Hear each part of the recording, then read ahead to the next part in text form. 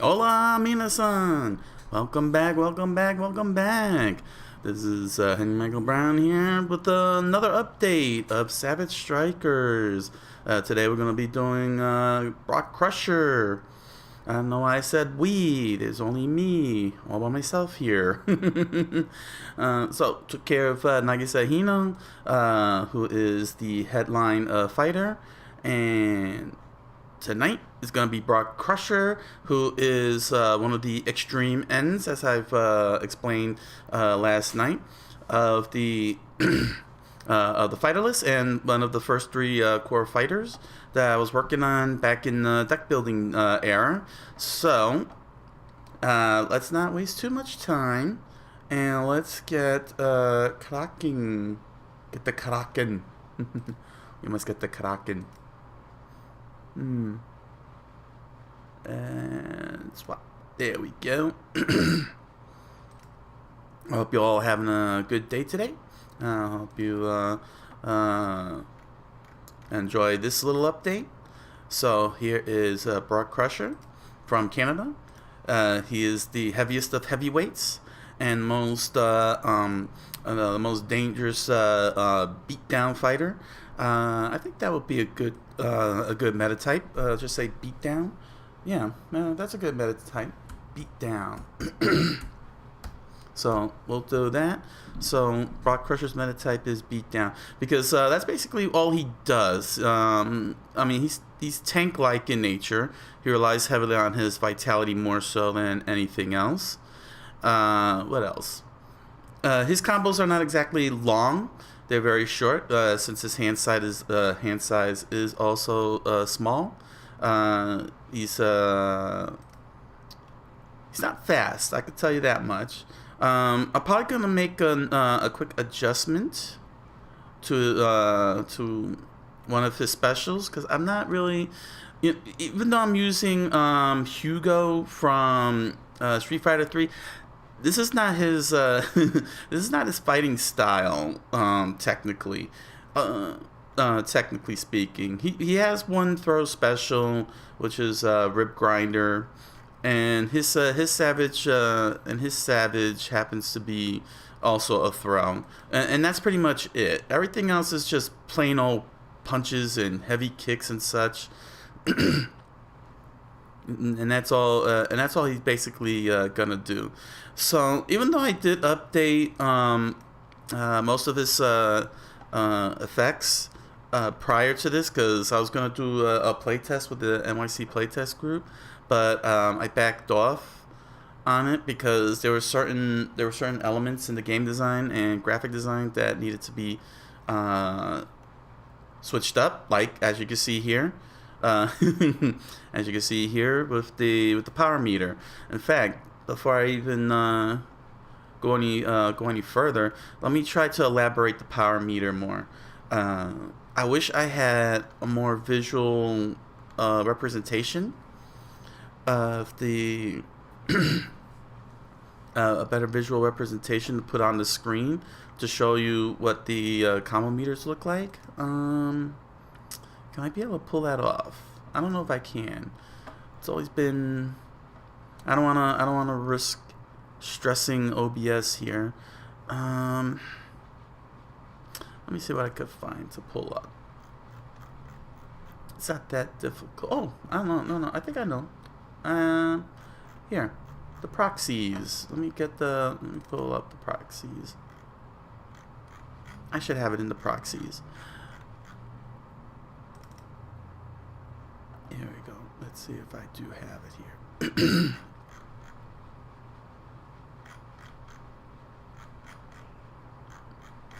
This won't take too long. Yeah, here we go. There we go. Okay, let me pull this up on the screen so that way, because I really do want to make sure it's very clear. Oh, I can't pull this up. Uh-oh. Looks like I can't pull it up. Oh no. Oh, there we go. There we go. Bam. Alright, so here we go. This is from Ultra Street Fighter 4. Let me format the picture to enlarge this. What are we talking here? Like 3x3? 3x3. I'll say 4x4. That should be large enough. 4x4. Okay. Well, it's not pretty looking.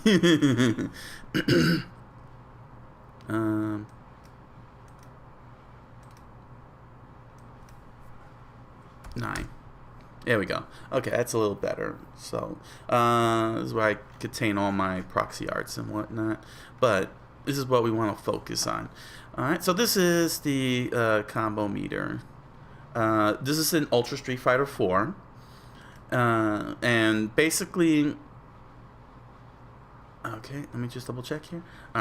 Alright, so, you got here where I'm circling at here. This is the, I think this is the combo meter, and this is the ultra meter over here, which, this ultra meter lets you do ultra combos, but this combo meter, which has been a staple, since, Super Street Fighter 2 Turbo, is how you do your, EX moves, which the equivalent is Fury, as well as your, super combos, which is like your super power charged, version of your normal specials, whereas the ultra combos like if you can see down here, I'm not sure if you can see down here. I thought you could see down here with Ryu. His ultra combo goes into an animated cutscene, and he does his most powerful strike and dish out damage. But but basically, this is what the power meter in Savage Strikers is supposed to represent, is your super combos and such like that. And if you see how the power meter looks, if you notice here on the right, these two on the right, they're all filled up completely. And then if you look here at this one here, the second power bar, it's filling up, and you'll notice that it's not fully filled to the brim. It's just only half of it. And that's what I was trying to explain with the tokens, that half of that that one token represented half of your meter, and if you had two, then you had a full meter. But the problem is that the rules, let me pull this up very quickly. Where are the cards at? Here we go. As you can see here in the cards, you can see that you get a full meter here. See how it's a full meter, but you don't get a full meter here. But the problem is that excuse me. But the problem is that you get half a token, and when you put the two tokens together, it looks like this. It looks like this. But the problem is that I couldn't convey that. In terms of the rules, I couldn't really convey that in the rule book, and it's getting too much. Like there's too many. I think there's too many. There were too many lines coming out of it, and that was my major concern. Because it's a very simple thing to do, but it's like, can players really connect the dots, especially newcomers? So I decided rather than chance it, just go with the simplicity. Sometimes simplicity is fine, so I ended up going with the 6. Going with the 6 bar here. Let me bring the sound down, just so that way it could be made very clear. Here we go. This is fine. Right here is fine.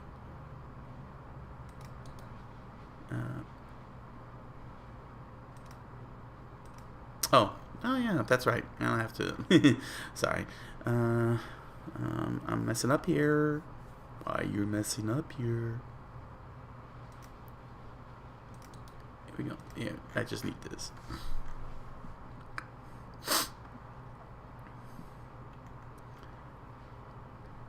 Here we are. Bam.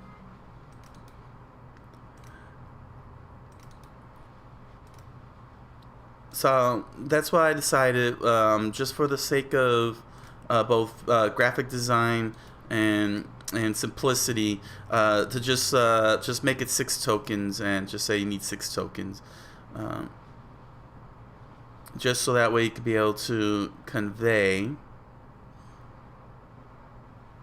just so that way I can be able to convey that you have to spend 2 tokens.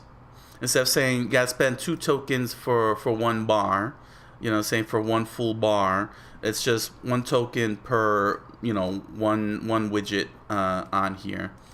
For me, it's, you know, it's not visually pleasing, but I gotta consider simplicity for especially for newcomers who are more familiar with just tabletop games and not fighting games. This was gonna be new for them, a new experience for these players, for these tabletop players, which I'm very excited for. I'm hoping that I can. I'm hoping that it'll be a great experience for them. I could bring that to them from video games to the tabletop, and it'll be a little easier to just have 6 little widgets here to cover the 6 tokens that you collect, rather than having 2 tokens. Even though they'll have the look of half a token, you could put it together and they'll look like this, one full bar here.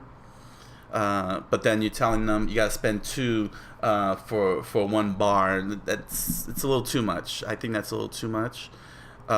So yeah, that's just a license, a Liberty license. If this was actually made into a video game, then it would be, you know, these 3 bars. It'll probably be a 3 bar, maybe 4 bar thing. I don't know, 3 bars. But you could really see it right here. You know, saying this is like 3 bars. So that would make it. So that makes this a 1 bar or a level 1. You know, Fury EX. But then down here with the Frenzy, we'll take 2 bars. It takes 2 meter. As they would say, it'll take 2 meter or 2 bars, and of course the Savage card would take 3 bars. So you would have to get 6 halves. You would have to get 6 halves to pay for 3 bars, and it's not that. And even though that's not complicated how that sounds, I think it'll be too complicated and too mathy. You know, saying want to try and ease down. Want to try and ease up on anything that's math-like. Don't want to make math out of a fighting game. It's already keeping track of damage of the damage points is already asking a lot of the players. So it would be in my best interest not to overdo it. Pretty much. So that's the situation. That's the power meter in a nutshell. Let me just pull this up one more time. Let me just pull this up. So that's the power meter in a nutshell. This is what your economy in Savage Strikers represent. It represents this little thing here that you'll find in a lot of fighting games. It's a staple. It's 100% a staple, and it'll be pretty crazy of me to leave something like that out in in Savage Strikers. It would be pretty crazy. All right, so that's the whole situation on that front. I hope that that is made abundantly clear and help you all out. So, gonna go and proceed with updating Brock, which would be updating primarily his combo interface. He's gonna need to. We gotta update the combo interface, so that way it'll be 6 bars instead of 3. And who knows? Maybe the having 6 bars. I'll probably leave that with the publishers. If not, you know, if I go through publishers or graphic designers to tweak all that up and everything. I'm not sure if 6 bars is really necessary, but there's got to be a way to, you know, be able to convey damage. It's like you're getting 1 damage for one hit, that kind of thing. I don't need to do that much here, do I? Yeah. Actually, I do. This is a weird situation because, like I said, I had already did the update because I was gonna print this out and do some and go to the playtest group, but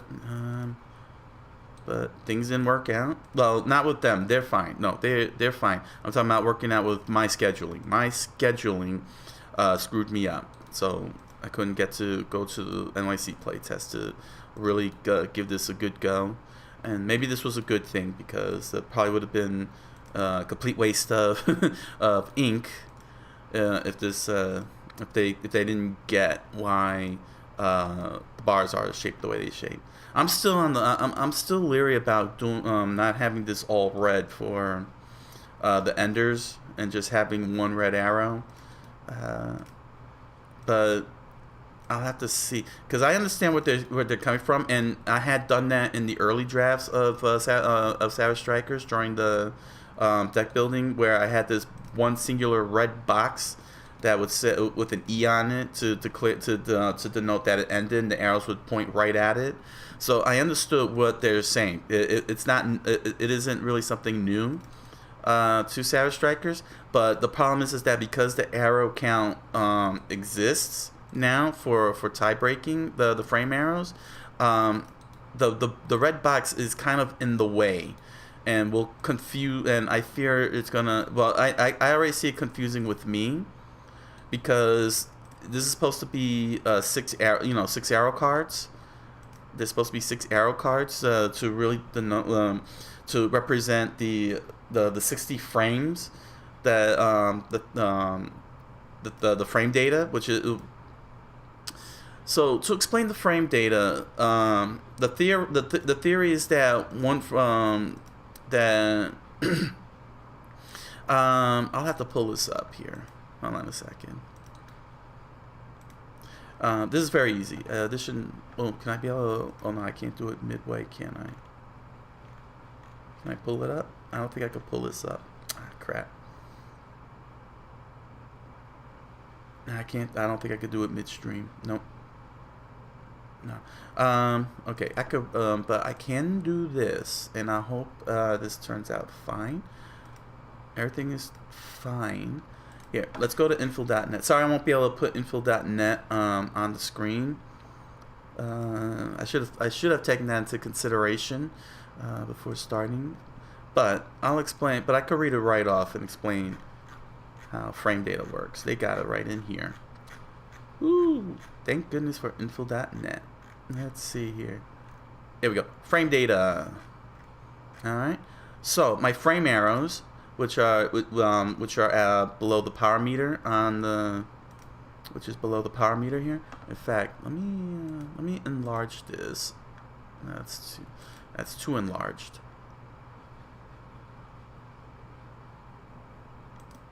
Here we go. All right.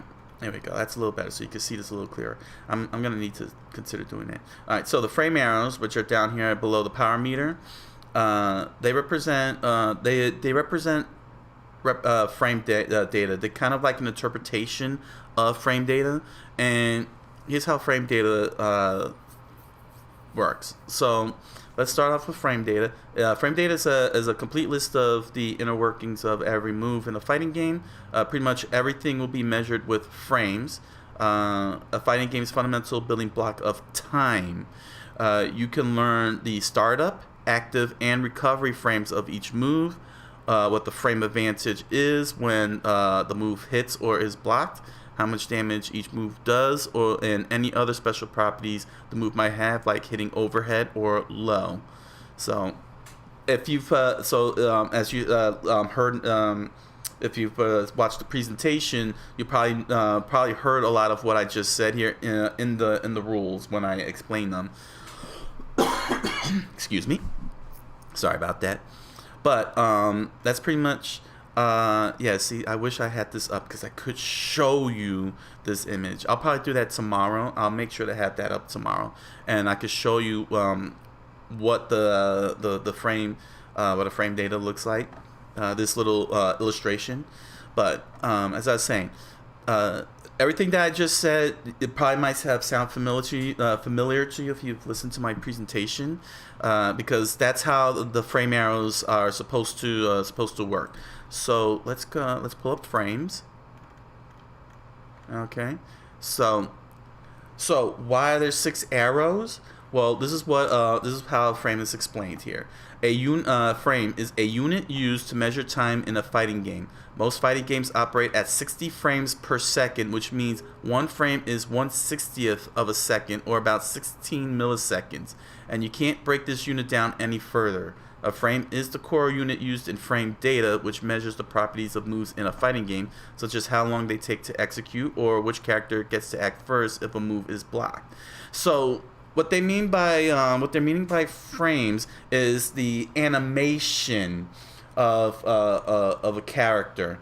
So in video games, they're all animated. When you move the characters around, they are animated, but it takes a frame, which is pretty typical in Hollywood filming, animation, cartoons or anime. They all take frames to be able to get a character to move. Video games is no different.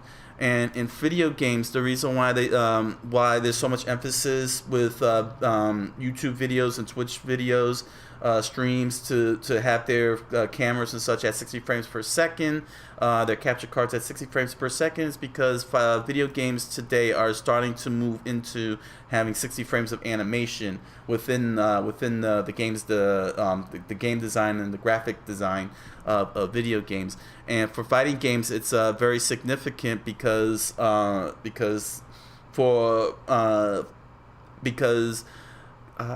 you say the animation and the position of the animation is what allows a player to execute their combo. They can be able to read into what they're seeing and be able to continue and be able to execute their combo. So whenever you see a character get hit and you see them stumble back, that frame of animation called the hit stun, you have the chance to continue your combo by going in there and continuing to hit them and hit them and hit them. And these frames of animation, although not necessarily needed to study, you don't have to study it, but it gives but it kind of serves as like a checkpoint or a marker for players and for players to be able to get their combos executed and such. Even though they do have this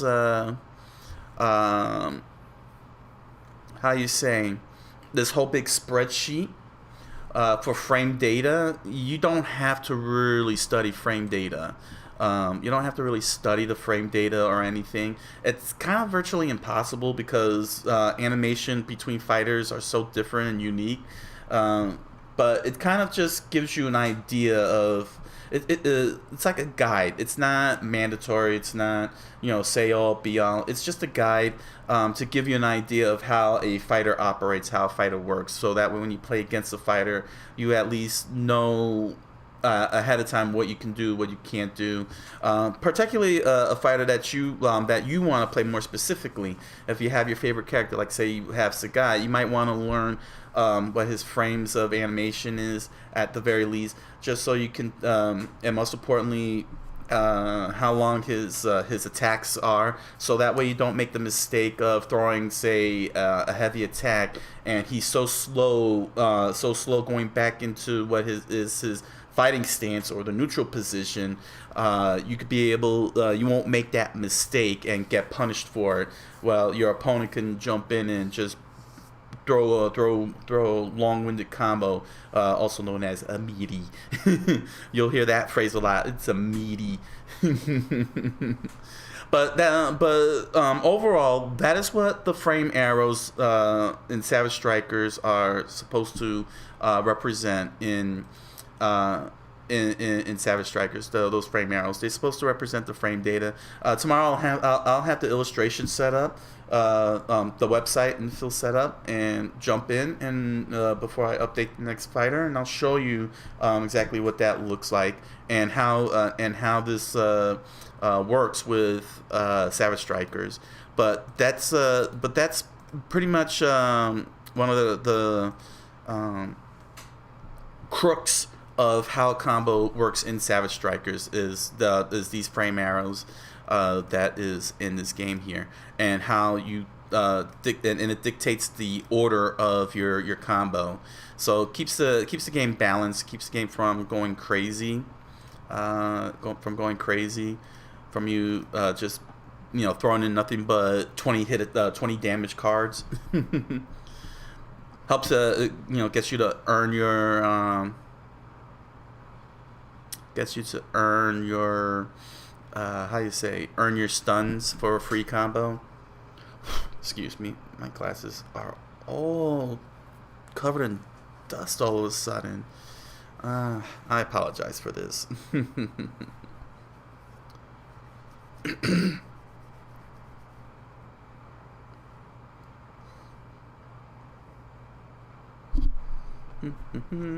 Give me 1 second. I do apologize.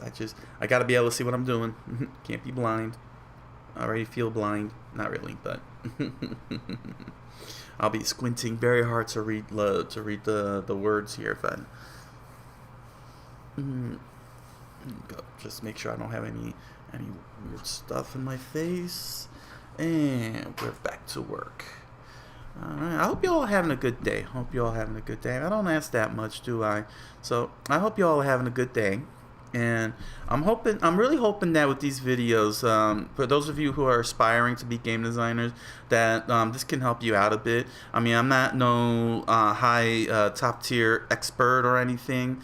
I myself am still learning game design in my own, myself. But I'm hoping that that what I have learned so far and what I'm showing you here in these videos can be of good help.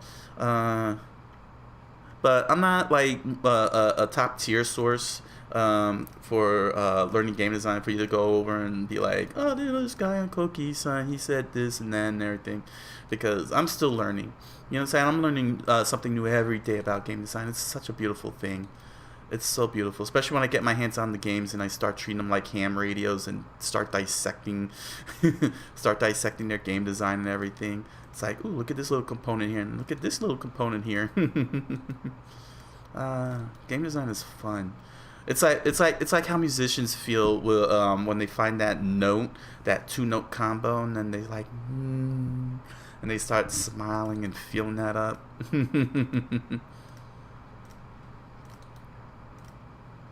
There we go. So again, Brock is not. I don't have with Brock. He's just completely straightforward. I'm not giving him a lot of effects because he really does a lot of damage. Just to give you an idea here, he now remember that the baseline number is 369. 369 is the baseline number that Nagisa set the parameters with.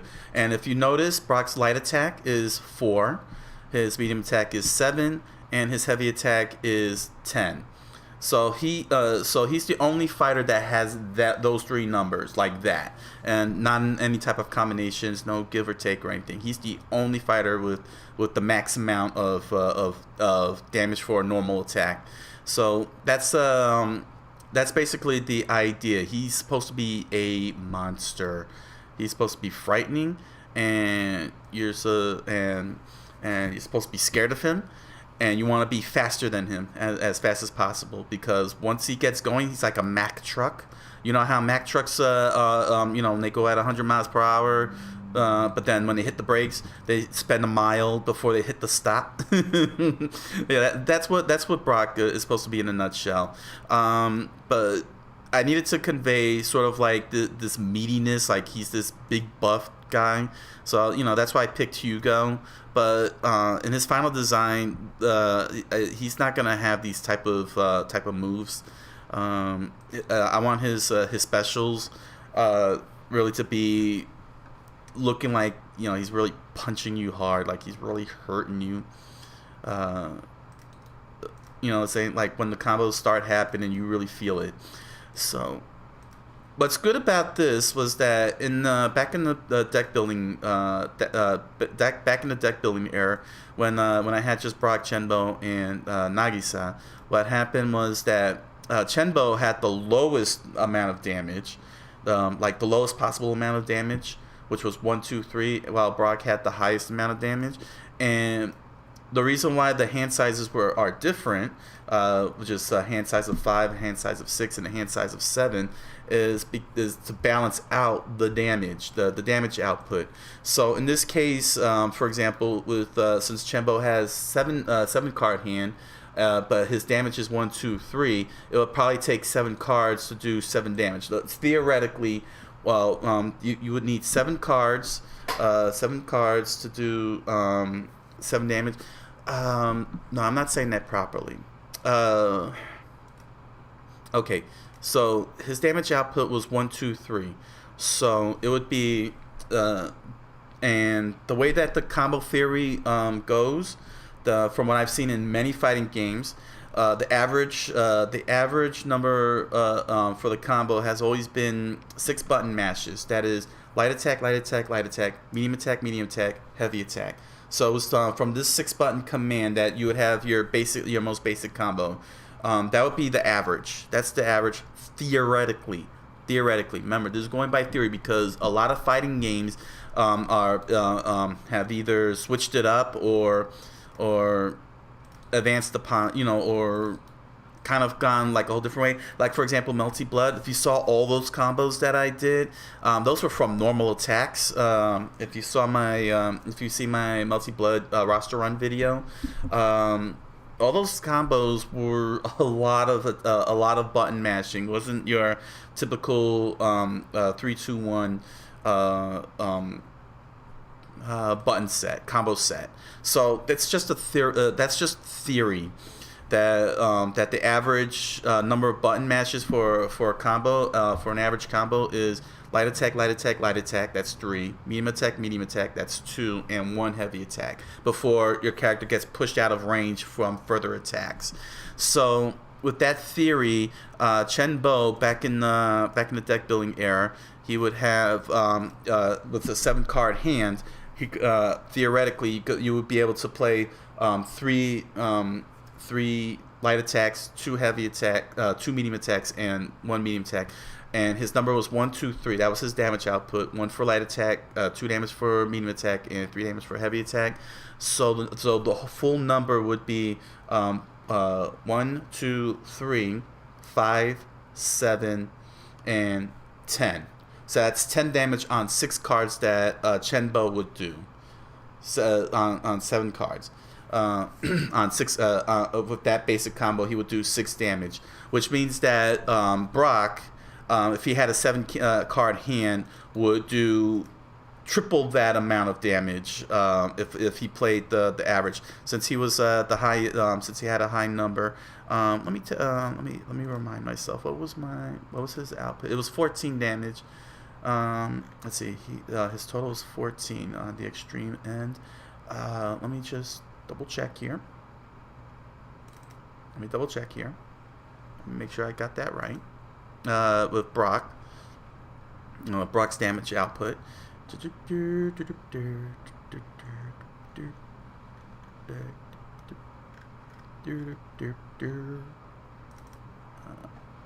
Okay, yeah, and Brock on his extreme end was 3 damage on light attack, 5 damage on medium attack, and 6 damage on heavy attack, which would be an overall total of 14. So if he had a 7-card hand, to Chen Bo's, yeah, I'll pull this up for you. I want to make sure you see it. Here we go. So back in the deck building, so you can see here, 1, 2, 3. That's Chen Bo's damage output for light attack, medium attack, and heavy attack. And here's 3, 5, 6. So the theorem is that you would play 3 light attack, 2 medium attack, 1 heavy attack for a simple basic combo. Combo mashing for normal attacks. So this was 1, 2, 3. Let's see here. This was 1, 2, 3, 5, 7. 3 makes it 10. So you would do 10 damage with Chen Bo on a basic 6-card combo with light, medium, heavy. Which means that if this was if Brock had 7 cards, then he would be, then just on 3 light attacks alone, he would already had done 9 damage to you. Then it would have been 19 damage with 2 medium attacks, and then it would be 25 damage on heavy attack. So the hand size in relation to the fighter's damage output was balanced out to make sure that never happens.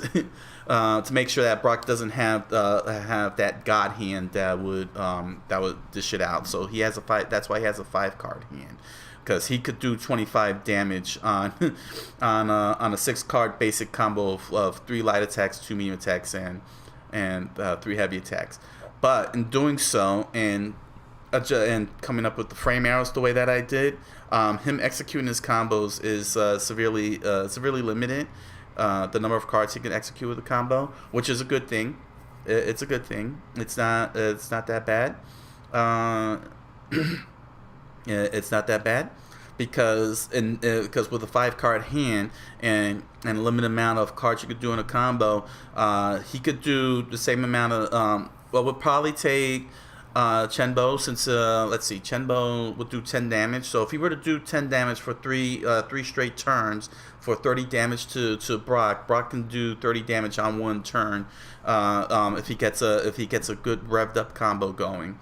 So that's the way the balance is supposed to work between Brock and Chenbo, and basically for all the fighters. So if you play faster, lightweight type characters like Brock or Kalista, it'll take you you'll still be able to do good meaty damage, average like maybe 15 to 20. But it'll take you a few turns to really get some of those, get that amount of damage, but you get to execute a large combo out of it.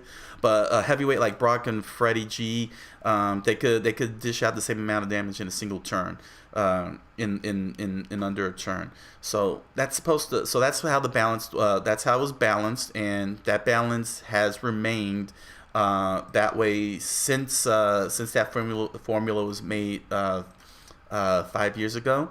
And even though I had to change up I had to drop the formula for this draft, for this evolved version of Savage Strikers, what ended up nothing significant happened.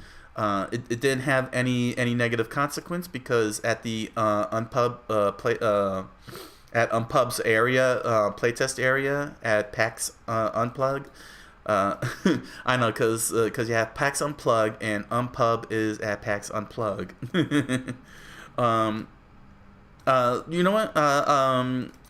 Well, let me finish this up. So during the playtest over at PAX Unplug, Brock versus Chenbo happened. I think Brock versus Kalista. Brock was definitely in play. And it still worked out just like it did back in the deck building days. The player with the lightweight was dishing out combos and lots of damage, and then in one single turn, Brock did the same amount of damage that it took 3 turns to do, and the playtester didn't feel. He didn't feel well. He wasn't negative. He just didn't. He just said it was just a bad matchup. Not bad matchup in terms of bad game design. It was just one of the. It's just something that happens in fighting games. You get those good matchups and bad matchups between two fighters, and you'll hear that a lot when you watch a lot of fighting game tournaments and such. You'll be like, oh, this character is a bad matchup against this character, and that was his critique that. It was a bad matchup between the fighters themselves, but he did point out that when that he was able to dish out that damage and catch up to his opponent in one turn with Brock, and that's precisely how it's supposed to happen. He is supposed to be a tank. He's supposed to take a lot of damage, but not enough damage that he gets KO'd or gets stunned. But it takes a lot, to really whittle him down, and then all of a sudden he hits you with like 2 hits and you're down on the floor. So that's one of the balances in a nutshell. Why there's a hand size, why the hand sizes are like that. They're 5, 6, and 7. And what I really want from Brock is not this Hugo thing. I don't want him to be Hugo. I want what I want is ability, his specials to be more like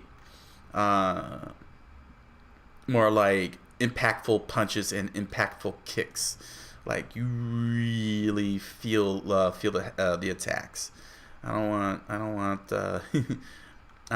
want him like running across the screen like Abigail and Hugo does. I guess. Well, I don't know. Iron Taker. No, I'm not. I don't know about Iron Taker. Nah. I don't want him to be more like anything. I want Brock to be more like Brock. I want him to be the personification of rage, the personification of terror. I think game lore wise, I want him to be. Even though he's like one of the bosses, he doesn't work for the bosses. For Diego the crime boss or Killian the final boss. What I want Brock to be is the type of character where even Killian, the final boss, is scared to fight him. That type of character. I wouldn't say like Akuma. Akuma doesn't really, scare M. Bison. I'm talking about like a good example. If you watch the show, this old cartoon called Captain N the Game Master, which was Nintendo sponsored, Nintendo sponsored cartoon show, where they had like all these Nintendo characters and such, and all interacting with each other in one. Think of it as the Smash Brothers of cartoons, of video game cartoons. That's a good way to put it. It was like Smash Brothers of video game cartoons, because they had not just only Nintendo's own characters, but they also had Mega Man, Simon Belmont. Wow. Now you think about it, yeah, that was Smash Brothers before Smash Brothers. But anyway, I'm getting ahead of myself here. But here's the thing: they also had Donkey Kong. And Donkey Kong was depicted as a giant kaiju, and everybody was scared of Donkey Kong, and that included the big bad, the main villain of the entire series, which was Mother Brain. Mother Brain and her sidekick villains, which was Eggplant Wizard from Kid Icarus and King Hippo from Punch Out. They were all scared of Donkey Kong, even though they terrorize Captain N and the entire N team. Simon and his teammates like Simon Belmont and Mega Man and Kid Icarus, Pit. He's Pit, but they call him Kid Icarus.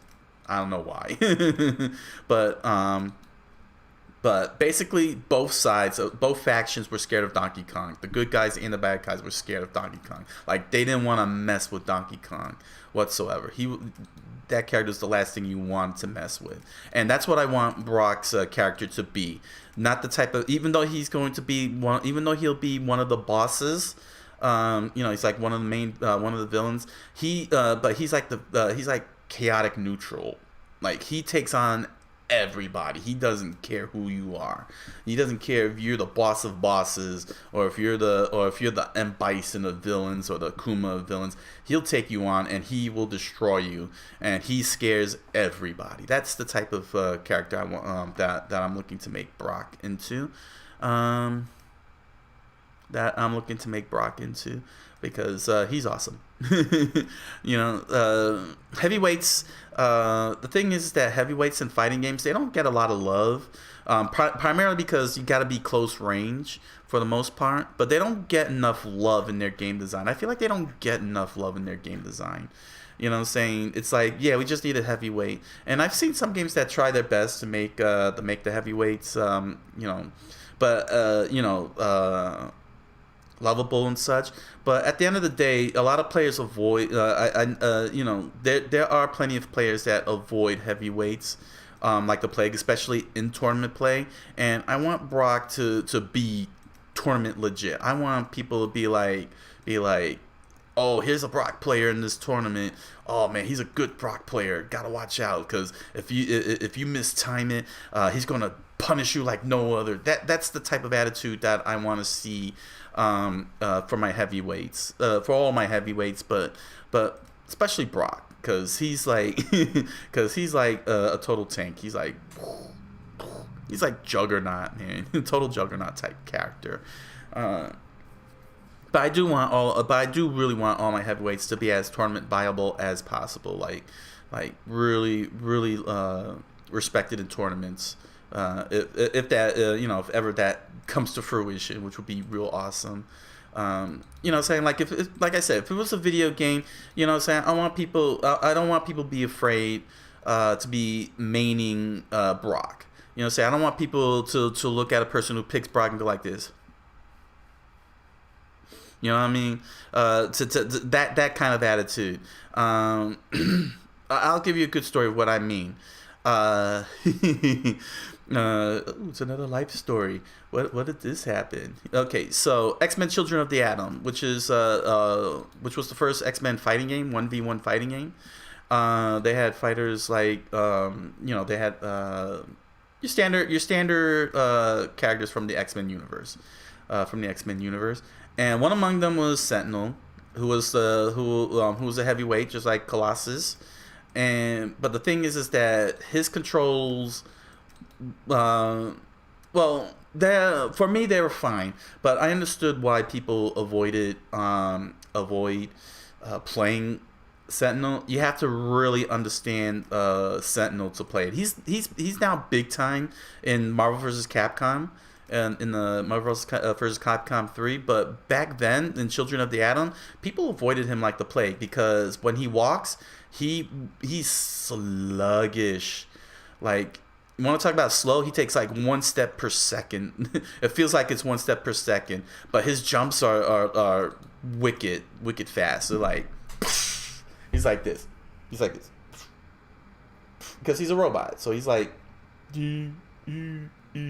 That's how he sounds like when he walks. If you listen to him, he's like, but he goes real slow, like probably like the slowest fighter ever created. I don't know. There's probably other slow fighters, but he's like this. You know what I'm saying? So it's because of that look of slowness and his big bulky size. People were avoiding him like the plague. So because of that, I decided to pick him and learn him because I figured people underestimate his abilities a mile away. He has one heck of a for a heavyweight. He's one heck of a zoner. He's one heck of a zoner with those mini sentinels that he shoots out. So spam it. And what's great about his Zennotrons in Children of the Atom. Was that you can control them when he summons them and they fly. You can hold up or hold down, and they'll fly up or hold down. You know, move up and down. So it was a great way to really cover any aerial jumpers. It was good anti-air. Or hitting them low. So so one day I went to the local. To what we called back then a rental store. For those of you who were born beyond the days of Blockbuster and your local rental stop, there was this rental store that had Children of the Atom, and this dude was playing Wolverine, a staple favorite, and I picked Sentinel, and he went like this. Why? Because nobody picked Sentinel. That's why he did that. Nobody picked Sentinel. And what happened? I tore him apart with Sentinel. His response: I guess you're gonna have to. You have to understand Sentinel to play him. Yep. That's why I tend to pick very unorthodox characters in fighting games, because people, bless their souls, but it's like, don't get so full of yourself just because you play a staple character like Ryu or Wolverine or you know what I'm saying, some top tier character, because you just don't know who you're up against. You ever up against. I never ever take my opponents lightly in that manner. You know what I'm saying? Like Balrog is a good example. Balrog's a good fighter if you understand how Balrog works. If you understand his jump timings and how to throw punches and do his dashes, his spin turns, he's a devastating character. But everybody avoids him like the plague because he jumps low. He can't, and I think it's because of the way he was presented as a computer opponent, where he just keeps dashing and dashing and dashing. You just throw fireballs over and over again. So as a computer opponent, it's like, why do I want to play him? Not a great way to sell. But if you understood how he played, you would tear your opponents apart. you could tear your opponents apart once you get those connections in, and it happens. It's perfectly normal. I mean, I'm spamming fireballs, knocking out Balrog because the computer is just doing nothing but dash punches. Why would I want to play him? I get the attitude, but when you're taking on a player, don't mock him. Don't mock him for playing Fang. Is it Fang or Fong? I mean, I can't figure out his. I don't even know what his acronym means. I haven't checked that out because I haven't checked his acronym out. But when I see a Fang player, Fong player in Street Fighter V, I'm like, I wonder what he's gonna do. I wonder how he's gonna do it. And then I see him win. It's like, yeah, there we go. But it's like, but my opinion is, don't do this to a player. Don't go like this to a player who picks a character that is not lovable or likable or not many people understand, because chances are he probably understands it. She probably understands it. Whoever that player is, they understand it. They understand that character, and they're gonna tear you apart and make you look splat, egg on your face. It's like, there's your egg on your face. Oh, you thought that I'm some dumb idiot because I picked Sentinel, huh? Well, neutralize. I'm zoning you out. Oh, you're in the air? Okay, I do a quick little air combo. Because crazy enough, I could pull off an air combo in Children of the Atom with Sentinel. He's got a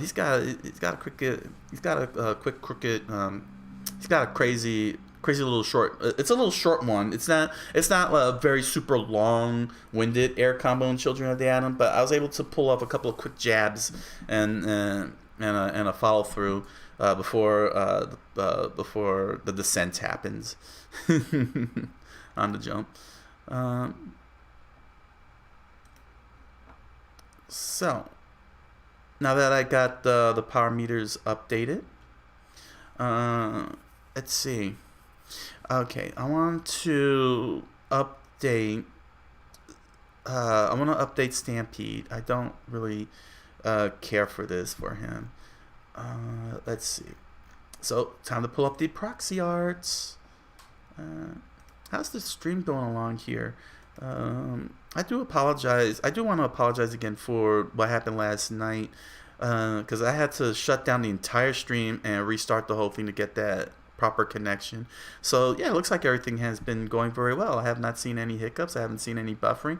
That was very weird what happened. And that was the first night of the first update, and it had to be on Nagisa of all things. I really do apologize for any of you who are trying to watch the live streams and then got cut off completely. But you know, my location, it's not my Wi-Fi, and I don't have any way to get the LAN cable to work the way it's supposed to work. So it really upsets me. I could say pissed off, but I can't really say pissed off because that's the nature of when you're in undisclosed locations. All right, let me go into the proxy arts here because I don't want Stampede. I want something different. So let's pull up the proxy arts. Let me do a quick reset here. I'm gonna pop this up on screen. There we go. So here are the proxy arts. Here are the proxy arts, and yeah, I actually did do stages. just to note, I did have stage cards back in the early drafts, like between draft 10 and 30. Between draft 10 and 30, before that was until everybody was like, drop it, just drop it. Okay, so let me get Brock here. Let me just go very slowly. Let me get Brock's proxy, which is Hugo. Oh, yeah, see? Oh, here we go. I found even more. Yeah, so here are other samples of combo meters. This one is from Marvel vs. Capcom 3. It would be like that. I think this one is Skullgirls, which is a little different the way they do it. They had, I believe this is their combo meter. I forgot what this one came from. I think this is. I forgot what this one came from. But yeah, this one is actually a good example right here where I'm pointing at and circling over. As you can see, 3 bars. Savage Strikers has 3 bars. So, and then it leads to an EX. I think this was EX fighting. No, not EX fighting layer. Wow, was that from Street Fighter EX Alpha? Street Fighter EX. from that Arcana did. It was like the 3D, the Tekken style Street Fighter game with Skullomania and such. I can't remember, but yeah, this was the power meter that I decided to emulate. Just 3 bars, very easy, you know what I'm saying. And again, as you can see, there's 2 full bars here, and then this one is filling up. So half a token would be half a bar, and then you get 2 half tokens, and you have a full bar. But maybe if I'm lucky enough later in the future,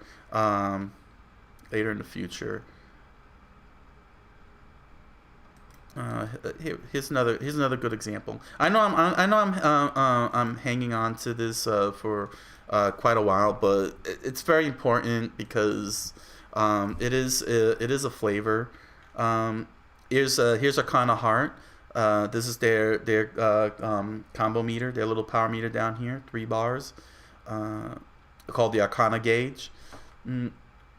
I call mine the power meter. Maybe I should call it the power gauge or something. That's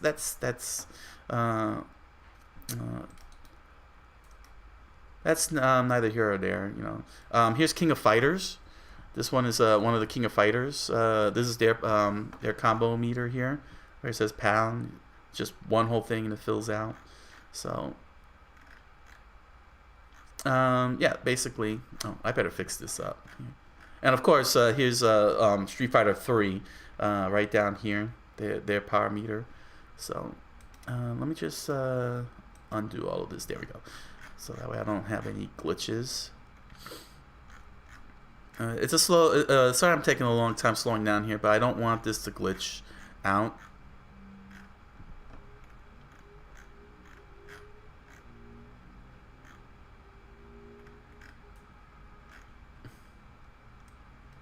There we go. I think I could do it now. Can I do it? Yeah, there we go.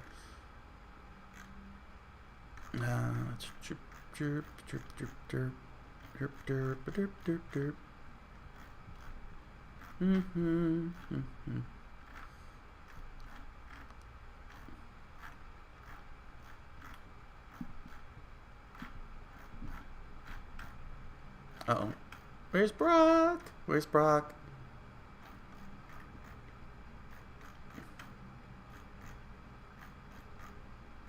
Uh-oh, I lost Brock.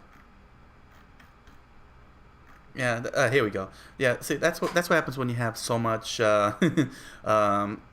proxy art. When you have 12 fighters, you have like a ton of proxy art. Here we go. Okay, so here are some of his stuff. So, switching out the artwork for Stampede.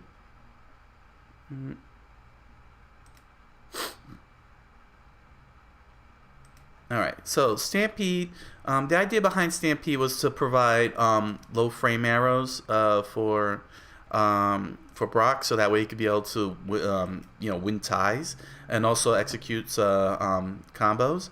But I don't think that's really necessary now that the targeting network, which is the 4 icons on the top right corner of the cards, would do. So I'm just trying to take a quick look here between the two. So I got this for Skullbuster, this piece of art, Rip Grinder, which is a throw. Okay, I don't want to end up taking the same art, but I do want to be able to take something. I could do the drop kick. I could move the drop kick. Should I move the drop kick? Dropkick is under unique, but maybe I should make that his.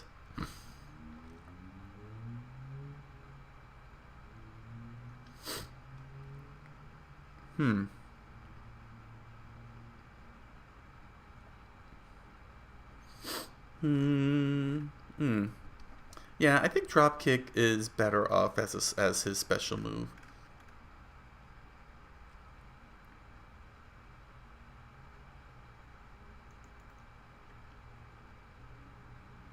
Yeah, okay. I think I'm gonna switch up on the damage markers here as well between the three attacks. So what I'll do is I'll move. So then what I could do is I'll switch this up. This is good. This is good. Okay. Okay. What I could do is I'll put his drop kick as his special. So here's what's gonna happen. Let's switch over here. Game cards. All right. So what's gonna happen here is his drop kick is gonna be his special. If I could, here we go. So I'm gonna take his drop kick and I'm gonna move it down here as his special.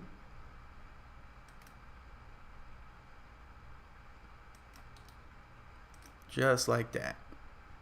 Okay, bam. All right, and I'm gonna reshuffle the damage markers, and realign the frame arrows. All right, but first let me give him a new unique. So let me get a good look here. He's got the boot. He's got the overhead elbow.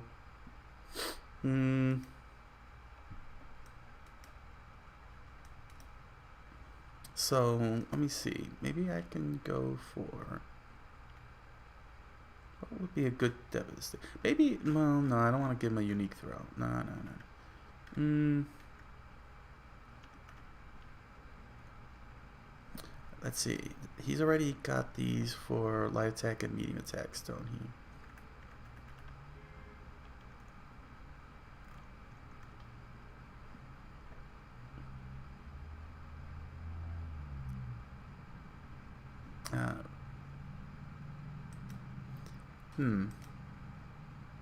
Save up.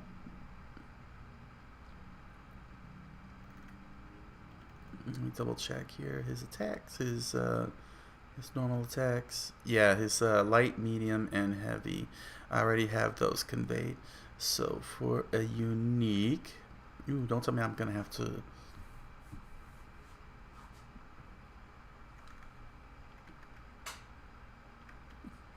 His sidestep and his jump. It's actually very hard to really ascertain his jump, so I went for that one. Let's see here. So what do I want for the proxy?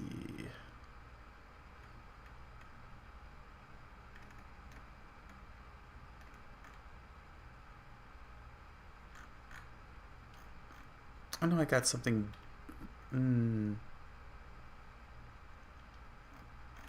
What about up here?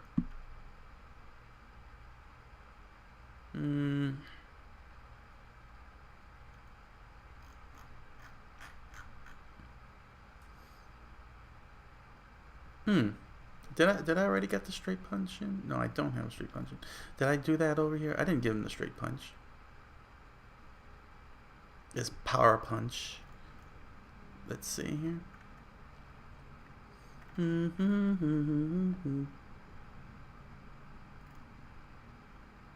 No, I didn't. Okay, awesome. That'll be his unique.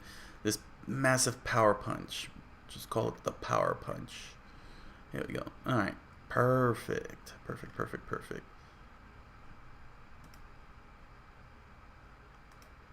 Okay. So that'll be his unique.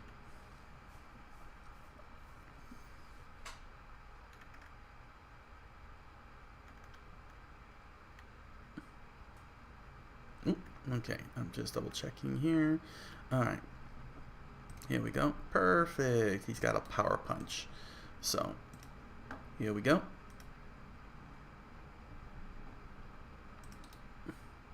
Bam. So that's his power punch. And let me just take this. All right, scroll down here. Oh, here. There's a notch there. All right. So we'll read as drop kick. Just like that.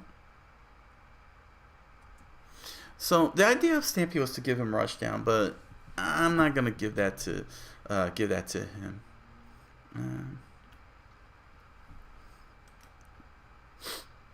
Okay, and this here will be called power punch. Like, this is Mike Tyson levels of punching.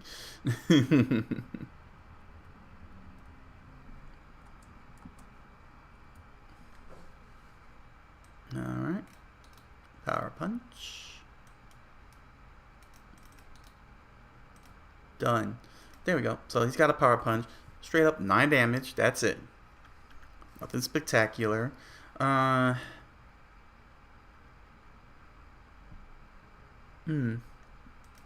boot.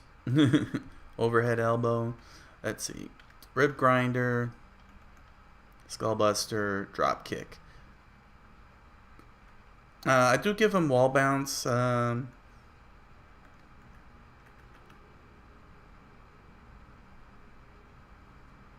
I feel like it's just not necessary. I feel like he doesn't need so many effects in this man. All right, so since I switched over this, I can close that up. That's no problem. All right. I don't need that up. All right, so boot rib grinder. All right, so the rib grinder is fine because this is like very, very, very powerful. So I'm gonna swap out Skullbuster's damage and Dropkick's damage. So Dropkick is gonna have 17. There we go. And 16, the highest damage, and this will have 11. And regular drop kick will have 12. There we go. So now I could switch this out.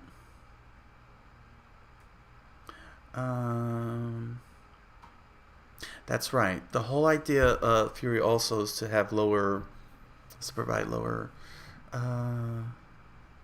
lower than that. Right. Okay, so I kind of realized with the frame arrows what's going wrong here. All right, so all of his frame arrows should clock in at 6. So in terms of his normal specials, so I'm gonna up these, and they're all enders. It's just there's just no way around it. These are all enders. This is just so high powered. Here we go. Okay, and what I'll do is set their furies, and I'm gonna have to do the same with Nagisa. It didn't even occur to me why, but with Fury, it also has a reduced number of frame arrows, 2 less than whatever the current frame arrows are of your normal special, just to display a little bit more power because you're paying to play them, which makes sense. This drop kick will just stay blank here. This will be blank.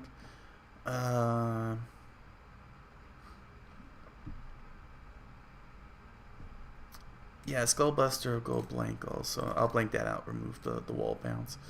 I'm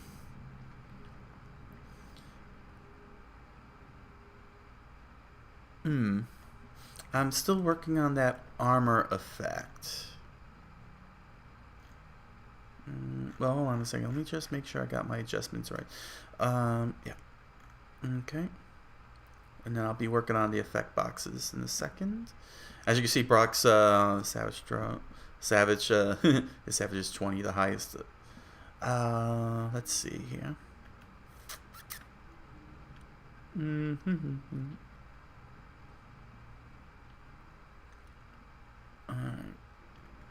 Yeah, his overhead elbow. Yeah, like I said, he just doesn't need all of that. The wall bounce is, I mean, he could do wall bounce, but I just can't see the combo. I don't know if its combo execution is possible.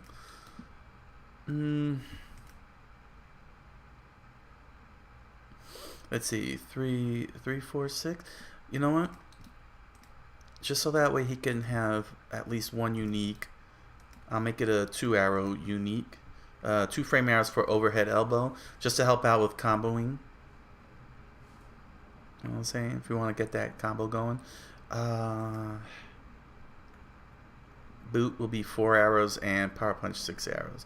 So that way you could be able to work them into your combos, which means that he should have 3 frame arrows up here on the light attack and medium attack.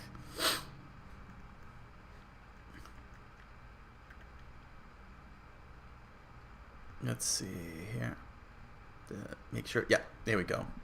So his poke's got his light attack has 3 frame arrows, medium attack 4, and heavy attack 5. Standard fare. So you should be able to. So that should be able to get some good combos going. Let's see here. And also combo into these. Yeah, this looks fine. Okay.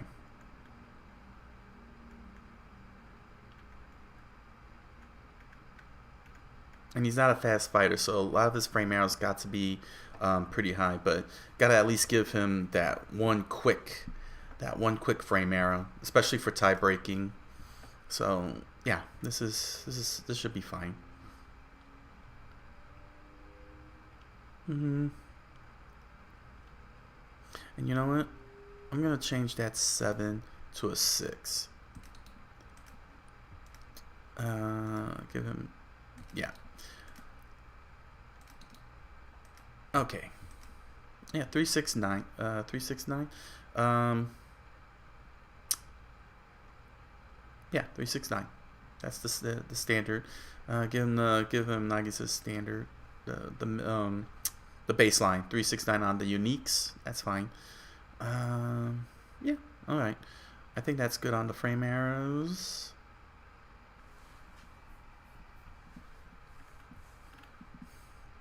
Okay, so what kind of effects do I want to really give him? Because he doesn't really need that many effects, so to speak.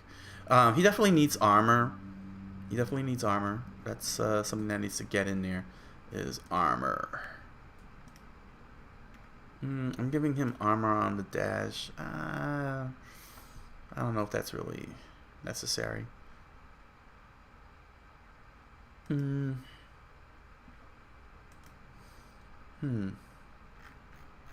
Let's see here. What's the new rule on armor again? Let me scroll up.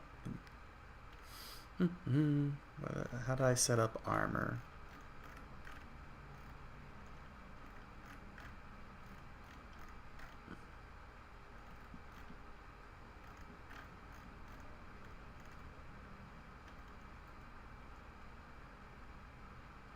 Okay, so if your opponent's attack gains initiative, subtract 0 damage from their attack. So if your opponent, so basically, if your opponent's attack card, gets the initiative, you can actually reduce the damage. I don't think that's that fits for dash.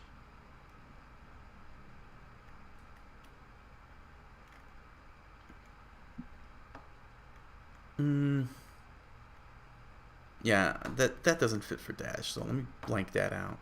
That's not appropriate. This is, when does dash ever come with armor? So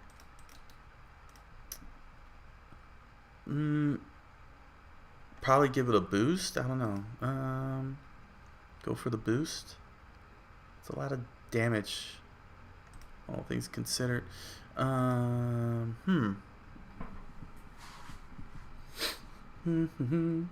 could give it brush down. Nah. Pressure, maybe? Actually, that's a good idea. I could give him pressure for dash. It's like I said, he's scary. So I'll give him pressure. So during the active step, you may play 1 attack card with frame arrows equal to or 1 more than this card and gain initiative. And that's pretty easy because there's because you have light attack, you have heavy attack, and you also got boot for the unique. And that's it. You don't have the benefits of oh, and you got your EX, your Fury moves. Of course, you have your Fury moves if you can pay them off, your Fury cards, because they're 4 arrows. and his dash is 3 arrows. So you got options. There we go. So that gives players options to do pressure. Light attack, medium attack. Light attack, medium attack. Boot. And they all, and since it's only attack cards, you don't get to do Rip Grinder, but you can do Dropkick and Skullbuster Fury.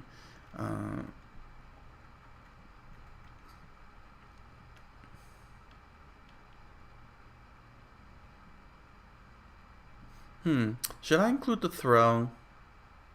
Nah, no, because that'll be no.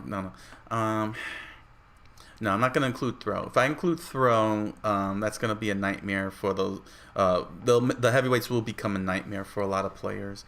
It should be the attacks. So just keep it relegated to attacks. So that's fine. This is good. This is good because Brock doesn't have a lot of cards that are 3 and 4 arrows, but to be able to drop them on the dash, that's a good helper there. And he's got plenty enough cards to be able to pull that off. Let me see here. Yeah. 3, 4. Okay, and that's even more scarier because if you play dash and you play medium attack, you have access to cancel, which means that you could go right into your combo. You could pressure right into a combo. Yeah, that's the synergy that I'm talking about. That's synergy right there. That I'm looking to. One of my game design goals is synergy. So if you were to play dash medium attack, then you get to go right into a combo. You'll have a chance to cancel into a combo after pressuring your opponent. So yep, that's yeah. You pressure in, you play medium attack, then you could cancel into a combo. That's pretty scary. That's pretty scary for a fighter. Let's see. What I would like to see. You know what? Now, like I said, Brock. The intention with Brock is to make him a heavy card drawer, since he's the slowest of all the fighters. So what I'm gonna do is I'm gonna take Poke, which is already on light attack, but I'm gonna also include it on overhead elbow, so that way you can be able to draw your card. So you get to do damage. You get so if you deal damage, which is 3, if you deal that 3 damage, then you get to get your money and you get to draw a card. But you got to deal damage in order for that to work. Let me make sure that's the appropriate effect box up here with light attack. So as you can see, he has a lot of draw icons here. That's what he's all about. So you have, but you also got to be very careful when drawing cards. You must be very careful. Okay, good. I am using the up-to-date one. Yeah. If this card dealt damage, draw 1 card. Poke. So light attack does poke. This does cancel. So you could go into a quick combo, quick 1-2 combo. So you can go from medium attack to heavy attack. A quick chain there. Or you can chain into a slam. So with that cancel effect. So heavy attack, keep blank. All of his throws, his normal throws, stay blank because look how much damage: 12, 14, 16. That's monster damage. So this is precisely what I'm talking about. So like with Chenbo, you spent maybe 2 turns pulling off these 2 wonderful long chain combos for 20 damage. All of a sudden, on the 3rd round, Brock just did 16 to you and took back all that. Took back all that damage. Just killed your 2 turns. Definitely giving him set breaker to help with the ties and reversals, so he can gain initiative with the block. That's fine. I gave him evade. So what evade does is you discard 1 card in your hand and you subtract 2 frame arrows from this card. So you can make him a little faster. He's got 3 arrows, but if you want to get that initiative over your opponent, then just drop 2 cards and evade. And keep in mind that, again, you get to draw a card when you play sidestep. So it's kind of like, I set this to discard 1 card. I better check and make sure. Okay, yeah, that's the update. Discard one card, and you subtract 2 frame arrows. So yeah, this is pretty powerful for Brock. Um, but he's not guaranteed initiative. Again, this is in the event of a tiebreaker. If you have it, it'll help you with tie breaking.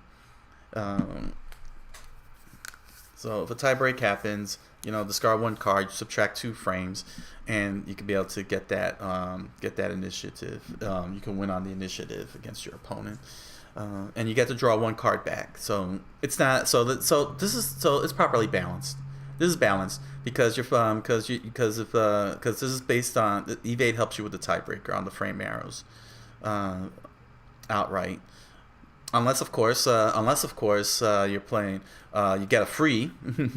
Unless you get a free combo, then you could start with sidestep and you could drop it down to 1 frame, and then you'd be able to get to draw another card. You get your free card draw, and so on. You know what I'm saying? Like, really, well, I know that sounded a little weird. Anyway, definitely needs a wake up. So every single card, so he basically has draw. All of his move cards and guard cards have a draw card. So he's the most, and he's got poke on light attack and overhead elbow. So that's 4. That's 4 cards. 5, 6, 7, 8, 9, 10, 11, 12, 13, 14, 15, 16. So that's 16 cards that you could draw, that you'd be able to draw so far, and his frenzies. So that's half his deck. So nearly half his deck, he has card draw abilities. Did I give that to him? No, 17. Because I gave him armor. I gave him armor up. For each card, yeah. So his rage up is an install. So for each card you play from your hand, you draw 1 card. So every time you play a card, you draw a card, and that does stack with your draw cards. So if you were to play dash, you draw 2 cards instead of 1 because of your install. So he has he has mad. So that's 17 cards. That's fine. That's nearly half the deck, and that's good. 17 out of 40 is sufficient. Don't need half the deck to draw. That should be enough to help Brock overcome his 5-card hand and allow players to draw as much as possible. Again, blank this out. That's his drop kick. Had to blank that out. Okay, so armor. Next card you play is, if the next card you play is an attack or throw card, gain 7 armor. Gain armor 7. That's a big. With 1 frame arrow, giving him 1 frame arrow. Rage up is 2 frame arrows. I think that's fine. Because armor happens if your opponent gains attack card gains initiative. So that's actually a big help, because you're not expected to win initiative all the time. Well, you do want to win initiative, but if you can't win initiative, you can. If you can't win initiative, you can gain 7 armor, which means that you'll get to absorb most of your opponent's attack damage, which is big. That's a big deal, especially with light attacks and medium attacks, rendered useless. Most uniques, anything that's 7 under, any damage, any card that has damage 7 and under, between 1 through 7, is completely useless against armor up. And that happens if you play if the next card you play is an attack card or throw card, you gain armor 7. Yeah. So this is more of during sets, more useful during sets, really. So during sets, you could be able to play your attack and throw cards, knowing that you can absorb damage if you lose the initiative, if you don't get the initiative. So maybe I should let that be known that it's during sets. See, I'm still debating on that. That's still a debatable thing, if I should be specifying if something has happened, you know. So like during sets, if I should really be that specific. I mean, I don't know if it's really clear enough. But you know what? Again, that's something that probably be dealt with the publisher if I ever put it in their hands. They'll take care of these wordsmiths. Of course, if I'm doing this on my own, yeah, that's gonna take a long time. But yeah, I'll do that for this. Armor up during sets. If the next card you play is an attack card or throw card, you gain gain armor 7, which means you can absorb. Which means if your opponent plays an attack, you know, gains initiative on the attack card or the throw card on the attack. But how did I say it again? Armor. Yeah, if your opponent deals damage with an attack, subtract 2 damage. Yeah, if your opponent deals damage with an attack, that's not good. Yeah. No, yeah.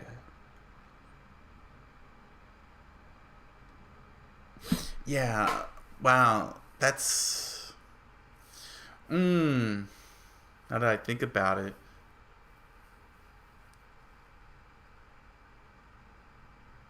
it's more like invincible, really. I don't think armor works for Savage Strikers. I don't think it works for Savage Strikers the way I think it's supposed to work. That's not good. That's not good. I think yeah, I had just to know, one of the effects that I had was called Unstoppable, which was the equivalent of Invincible. Maybe for this game, armor, maybe in this context, armor it will not work properly. Maybe I should go with Invincible. Create the effect Invincible, which is you take 0 damage. I think that will be more appropriate. Yeah, I think I'm gonna have to go with I'll have to update this. So let me switch this over so you can see what I'm doing. Here we go. So I'm gonna have to drop armor because this is not it doesn't work like that anymore, because once again, the reason why armor existed was because back in draft 111, both players during sets get to activate their cards. It's just that one player had the initiative over the other. But because it's no longer like that anymore in draft 112, armor is just not appropriate anymore. It doesn't work the way it's supposed to work. So what I'm gonna do is I'm gonna create Invincible. So let me explain Invincible. Let's go to infill.net just to give you an idea of how it works. How both armor and Invincible works. Again, I'm sorry, I'm gonna need to pull up. I'll have to make this on the screen next time so you can see what I'm talking about. But over at infill.net, armor. All right. Armor is a state where a character can absorb a hit without entering hit stun, which lets them continue to attack or move. Armor isn't quite as good as being invincible. Usually armor can be thrown, and often the game will also have a set of moves that can break armor directly. And depending on how many hits of armor you have, sometimes super fast multi-hitting moves can get through too.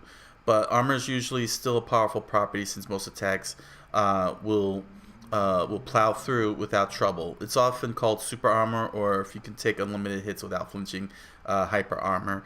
And that's why the damage is reduced. But honestly, because I don't have both cards activating during sets, it doesn't work like that.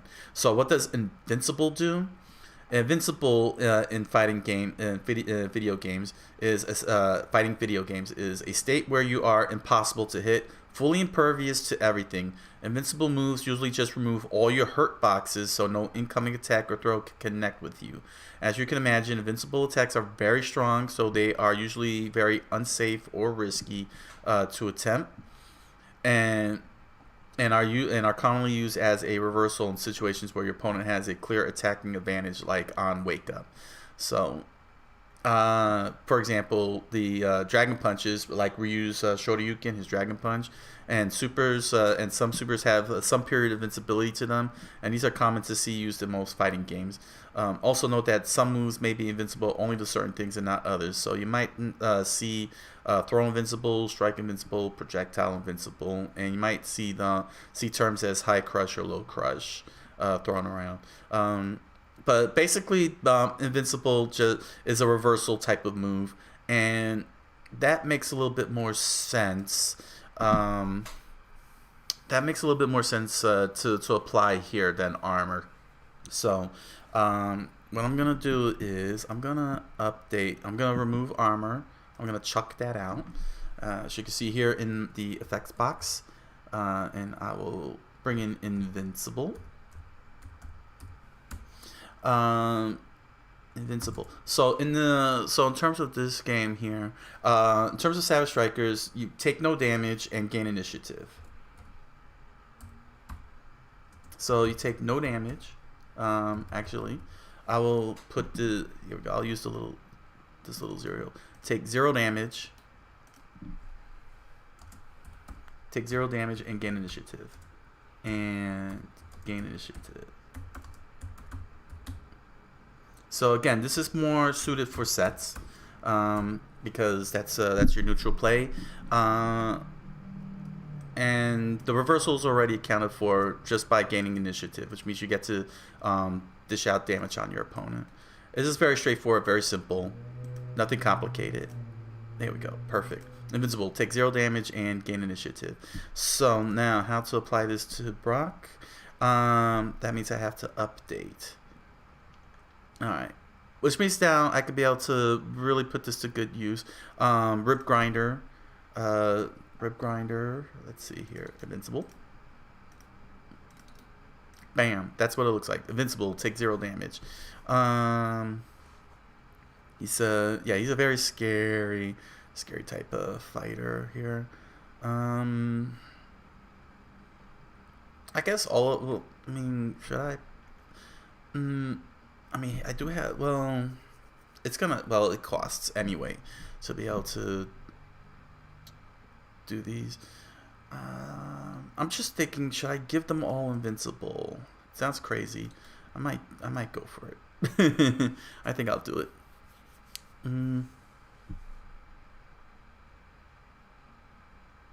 It still takes costs anyway. It'll still cost you money if you want that invincible. Like I said, it only works better during sets anyway, so yeah. So this benefits sets more than anything else. Take 0 damage and gain initiative. Should there be a cost behind? Well, there's already cost wall. Invincible is put behind a paywall anyway, so it makes sense to do it this way. Put on Fury on all of his Furies, because you still have to pay 2, which means you have to build up if you want to get in there. Let me remove this. Okay, so sorry about that. I'm adding in there. So there you go. So as you can see here, I'm gonna give all his Furies invincible. They're all behind a paywall. You need to get the meter to be able to pull this off, and that means that I can update armor up. Let's update armor up. So you gain invincible.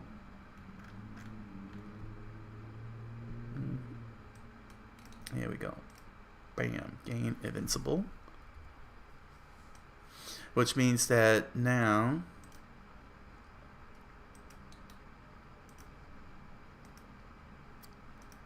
here we go. So during sets, if the next card you play is an attack card or throw card, gain invincible. And I misspelled invincible. I clearly misspelled invincible here.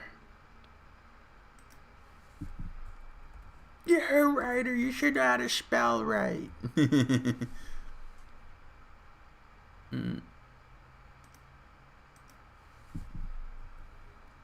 Invincible. Ah. Hold on a second here. I need to find.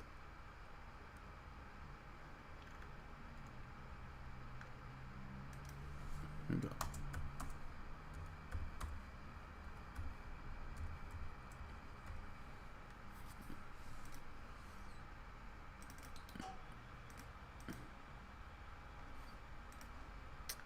Crap. Shame on me. I should know how to spell invincible. Here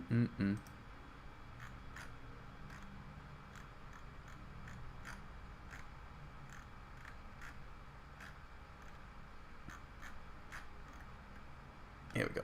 Here we go. Yeah, I'll just. Alright. INVINCIBLE.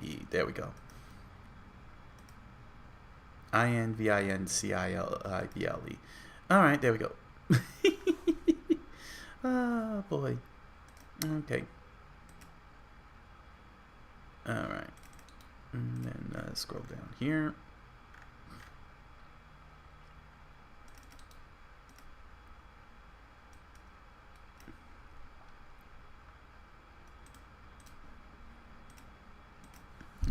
And you gain invincible.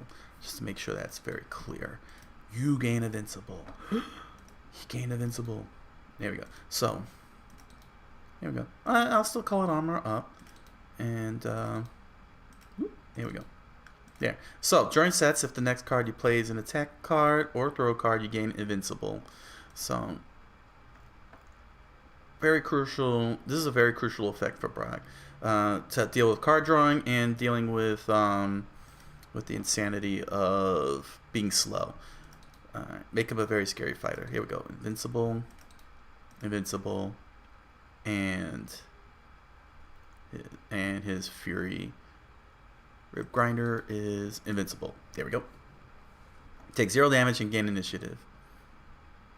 Okay, and this only happens during sets. So,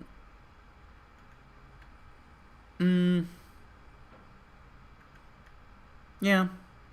It might be too powerful, but I'm hoping that the compensation of, well, the fact that it's restricted to just, yeah, I mean, you still have to pay. You still have to pay. I'll have to figure out during playtest to see just how powerful it really is. Just to see how powerful it really is. Alright. So, Rage Up. For each card you play from your hand, you draw 1 card. Again, dealing with your card drawing. And Armor. Invincible, reset. Okay, and his regular specials, his normal specials, for Dropkick, Skullbuster, and Rib Grinder are 6 frames, and they have 0 effects, no effects on them whatsoever. Let's see here. Overhead Elbow has Poke with 2 frame arrows, so they could get some card drawing going. And what else here? Should I give an effect?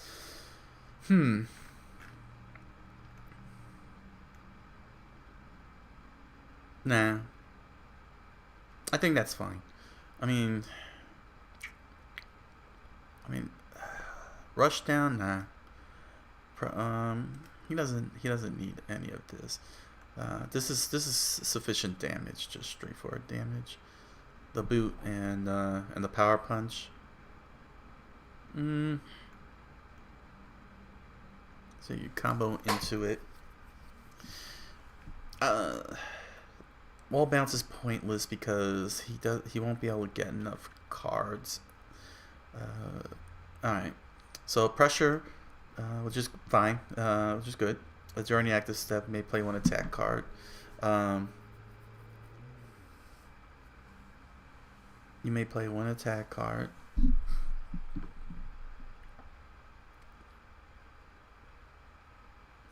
Instead of saying I should say this.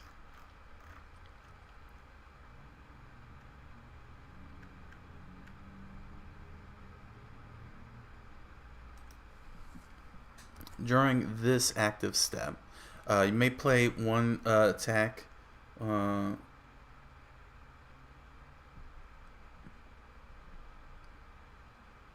You may gain one attack with frame arrows equal to or one more than this card and gain initiative. Yes. You may play one attack right now. I don't know if that's very clear. Do I need to make it clear that it's right now? You may play...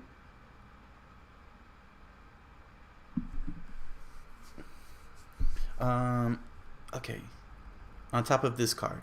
On top of this card and gain initiative. So... Alright. Brings down to size 9. There we go. Font size 9. I think that's... I think this needs to be a little bit more clear. So during this active step, you may play one attack with frame arrows equal to or one more than this card on top of this card and gain initiative. Just to make it very clear that you play it on top of this card. And you gain initiative. Okay. So this allows you to work. Maybe I could put pressure. You know what? You know what? Maybe I could do that. Do I want to do it with Power Punch or do I want to do it with the boot?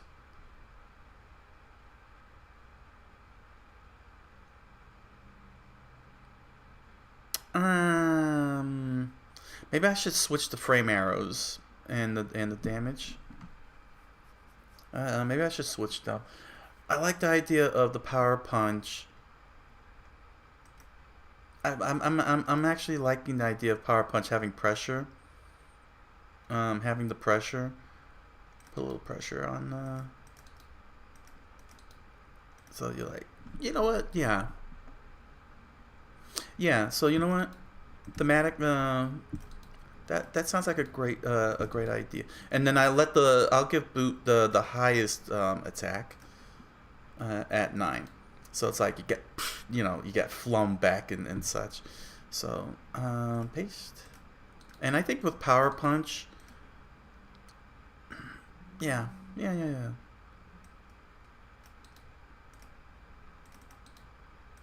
Okay.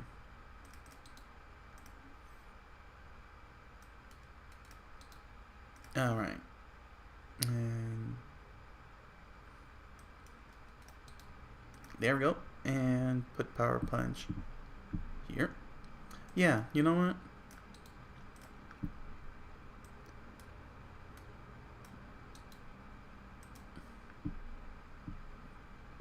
There we go. So okay, this might work with the synergy. Yeah. Because it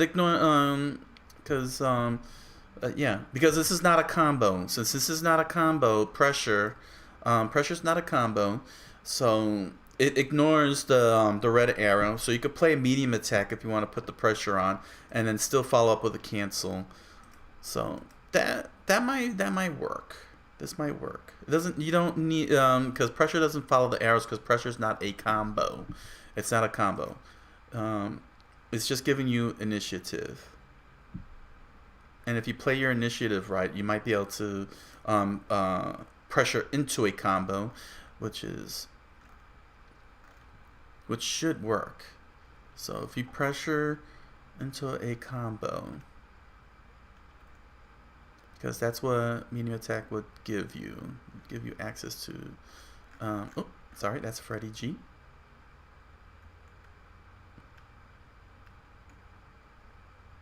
There we go. Yeah. So if you were to play, so that makes sense because Power Punch is 6, medium attack is 7. So if you Power Punch, you get the pressure, which allows you to play one card. So if you play the medium attack, that doesn't count towards your combo because pressure's not doesn't give you combo, gives you initiative. And once you play this, then you have the initiative, which gives you access to cancel, which means that if you have, say, a heavy attack or another medium attack, you can go right into a combo and dish out heavy damage. So that makes sense.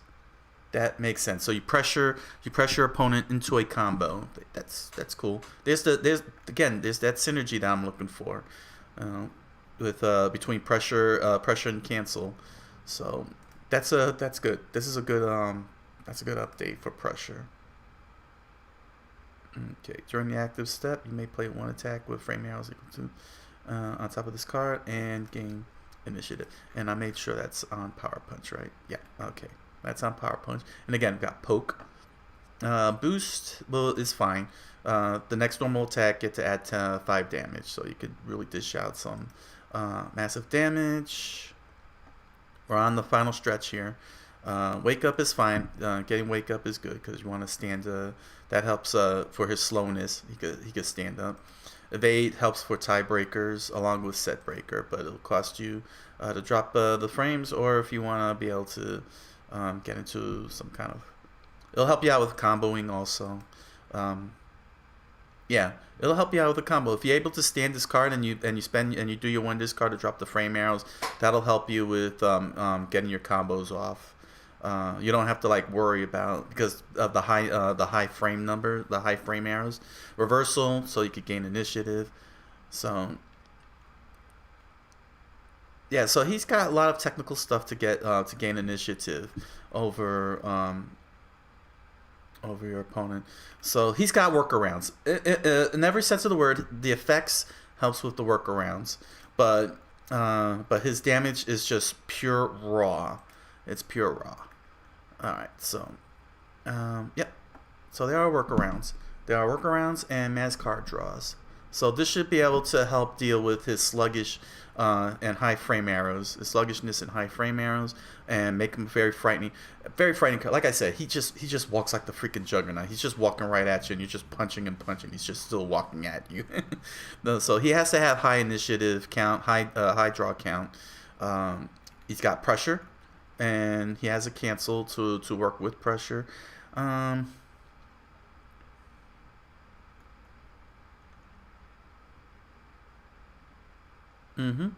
Keep pressure within the arrows. All right, and he's invincible, and he's got invincible to work with, along with an install for invincible and an install to draw cards. So yeah, there we go. All right, Brock is set.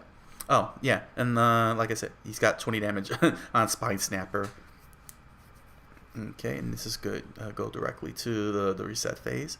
So yeah, this is the highest damage. So yeah, so let me close this out. To close it out, let me explain to you. The damage is from 1 through 20. That's the damage range in this game, is 1 through 20. 20 being the highest, and 18, 19, and 20 is supposed to cover, is automatically covering the savage throw. All the savage cards are always going to be at 18, 19, and 20. But I might drop this to 18. Let's see, 16, 17, 18, 11, 12, 14. Oh yeah, because I gave it right, 2 point difference. And I'm not gonna worry about that. I'm not going to worry about that. But I should reduce this down to 18. So, yeah, the damage markers, the damage range overall is 1 through 20, which is why the stun defense points is at 21, 22, 23, 24, 25. So that way you can try to get to that mark and stun your opponent. But it's also why I made very clear that savage cards, savage subtypes cannot trigger stun, which means in all sense of the word, Brock can really trigger stun quickly if you could get Rip Grinder off in a combo. If you could follow that up, like if you can, like during sets, if you could do overhead elbow and then follow it up with Rip Grinder and they all connect, you could stun your opponent right then and there, and you could go right into a combo. And that's pretty much the way I want him to operate, because you're not gonna get those combos as easily as you think with him, because he does have high frame arrows. He's very slow. Armor up helps, rage up helps, but you got to get damage in. And damage, I mean, look at his Skullbuster is 6 frame arrows. So and you gotta hope that. Now I'm saying that in terms of tiebreakers, but you gotta hope that you can actually beat your opponent squarely on the active step. You gotta like really beat your opponent on the active step, and if you can't beat him on the active step, then you got to deal with advantage, and that's the frame arrows, and you're basically gonna get hosed there. So so yeah, this is so yeah, he's a tough play. Yeah. So he's a beat, but that's what he is. He's a beatdown style. He walks like a tank. But the whole entire idea of the Savage card is not triggering stunts, because you could do straight 20 damage, and that leaves you with just 1 point of damage. I think I should reduce, at the very least, reduce Rip Grinder to 18. I think that's more appropriate to do. So let me change his 19 to 18. This will only take a few seconds.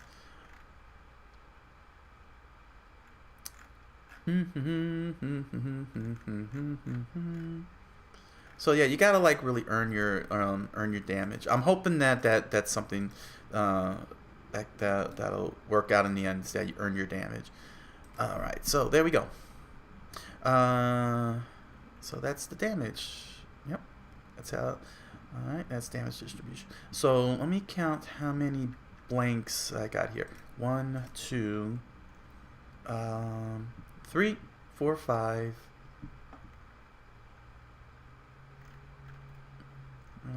Okay, so that's 5 cards.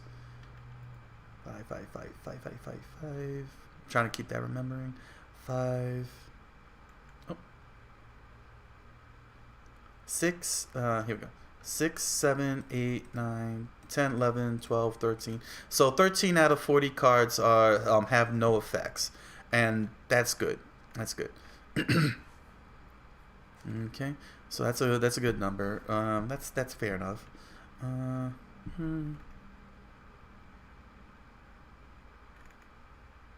So once I take these to the playtest, we'll soon find out precisely how Brock really plays out. So let me just double check everything. 16, 17, 18. Yep. Yeah, I want to. Yeah, I don't want to keep. Yeah, I don't want it too close to 20 damage. I don't want any of his damage close to 20 damage. At least 2 points away. Keep it 2 points apart from it. So yeah, that's sufficient. And there's a 4-point difference. That's fine. Yeah, I see where I was going with it. It was like a 5-point difference between his EXs, but this one I'll make an exception. Should I make this 13? Yeah, I'll make this 13. We'll make this a 13. Here we go. Oh, no. It had to be a hot. No, I don't want his special to be the same amount of damage as his normal throws. So I think I'm gonna have to adjust the normal throws. Yeah, I should adjust the normal throws. So if I'm gonna go with the, alright, so if I'm gonna make 14, yeah, okay, I know what I gotta do with the normal throws then. I don't want them equaling or surpassing his special. So 14 is gonna be the threshold for Rip Grinder. Alright, so if I'm going to make 14 the threshold, then I'm going to need to have his damage be 11, 12, and 13. Nah. So then I'll make it 15. Just so that way I can have a gap to work with. So that's 11, 12, 13, 14. So, okay. Because I don't want his throw to be the same amount of damage as his heavy attack. So, 15. Alright, so it does 15. So, unless I push it up to 16. And I could put it up to 16. Should I put it up to 16? 2-point difference. I mean, this is a throw we're talking about here, so it's not the... Let's see, 11, 12, 13, 14, 15. If I put this at 16, it'll be a 1-point difference though. But 11, 12, 13, 14. Yeah, I guess 16. But if he combos in, well, it's not gonna. Let's see. 9 plus 15, that's 24. So not enough to take down to really. Yeah, I think that's fine. 15 is fine. So let me go to the normal attacks, and I want to keep them under 15. So that would be 11, 12, 13, 14.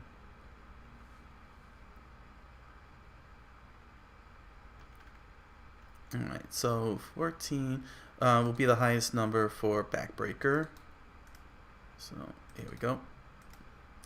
And I guess, yeah, if I'm going to do that, if I'm going to have this at 12, then I'll put Toss at 13.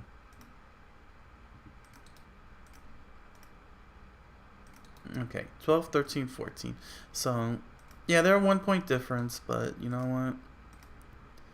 They are compensated by having lower and lower. Yep, okay. Alright, so that's it. Let's hit the save button. And there we go. 12, 13, 14. That's okay. Bam. Let me save this here. Make sure everything is safe so that way I don't have any hiccups. The word doesn't crash. Okay. So thank you all for joining me. That's this is Brock's update. Okay. So yep. And he's just his meta type is beatdown. So he's all about invincible and hard card drawing. Massive card drawing. Let's scroll all the way up to the top here. Okay, so his attack style is basically a tank. He's a monster. The new effect Invincible. Y'all got to see a new effect. His effect Invincible is and card drawing are his repertoire. Okay. There we go. All right. So so those are his two repertoires, and he has a quick synergy with pressure and cancel, but a small synergy. I guess that would be secondary, or tertiary, I guess. So his primary is his card draw, his secondary is his invincible, and his tertiary would be the pressure, pressure and cancel combo. So. Which is a very devastating thing to happen if you're able to pull it off. So yeah, I guess his meta type would be beatdown. That would be appropriate because he just beats down on you. That's all he's about. That's all he does. All right. Okay. So thank you all for joining me. I hope you all enjoyed this update of Brock. I hope he sounds interesting to all of you to play. I hope he works out in the playtests. I'm very excited to see to see him in action. I'll have to update. I'll have to fix Nagisa, her Fury, because I forgot that the frame arrows for the Fury is supposed to be lesser than the special subtype, and I screwed that up with Nagisa for the most part, with the exception of course her projectile. But her other moves should be lesser. I could do that right now. This is a quick little bonus before I bid you all adieu. I hope I don't go over. Hurry up. Get me up there. Here we go. Nagisa. Oh, there we go. Yeah, so her claw swipe. Yeah, see, her claw swipe is supposed to be should be higher. So I can set this to 6. Fair enough, and that'll put it 2 under, right there for claw swipe, Fury, and her pyro flight should be one notch less. Here we go. In fact, actually, what I could do, let me cut this down here. Let me do it this way with the claw swipe. Put it at 2, and then bring this down to 3. There we go. So 5 frames for special claw swipe, and Fury claw swipe is reduced down to is reduced down by to 3 frames. So it takes 3 frame arrows to do claw swipe fury, but it's 5 frame arrows for claw swipe for normal special. And same goes for power flight. Power flight is 6. Oops, I got it backwards. Sorry about that. Boy. Okay, I got this backwards. Okay, so this is a quick little bonus, and then I'm gonna say goodbye. I wish I could do AOL voice. Goodbye. Okay. All right, there we go. And then power flight should be 4 frame arrows. That should be the appropriate way to work. And the zone doesn't really matter, I guess. That's why the damage difference is 4 points between Dragon Ray, because the zone just matches up with the arrows. So it's not going to reduce down no matter what. So there we go. All right, so Nagisa is set. Brock is set. All right. Thank you all for joining me. I'll see you all tomorrow night for the next fighter. I believe that'll be Chenbo. Yeah, so I can finish my core fighters, my core 3. Chenbo will be tomorrow. So tomorrow will be Chenbo getting the update, and this way I'll have my starting 3, my I guess the starter pack, so to speak. So with all that said, I wish you all a good night, a buenas noches, and oyasumi nasai.